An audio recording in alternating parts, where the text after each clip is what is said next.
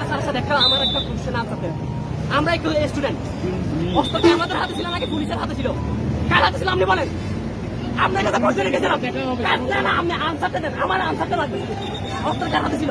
অস্ত্র কার হাতে ছিল বলেন? আমার হাতে ছিল নাকি পুলিশের হাতে ছিল? না আপনি আপনি আপনি আনসারটা দেন, আপনি আনসারটা দেন।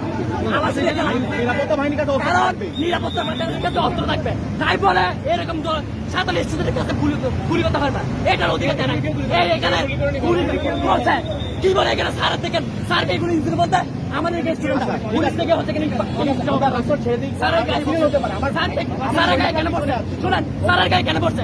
কারণ স্যার ছিল আমাদের সাথে, স্যার ছিল আমাদের সাথে, স্যার আমাদের সাথে ছিল, সেজন্য পুলিশ যখন উঠেন ক্লিয়ার হয়ে গেছে। স্যারের গায়ে পড়ছে। শুনো ভাই, স্যারের গায়ে পড়ছে। তোমার দায়িত্ব ভাই আছে। আমাদের সাথে হচ্ছে না, আমরা জাস্ট একটা অবস্থান করবো, তারপর সেটা দিব। কিন্তু এখানে হুট করে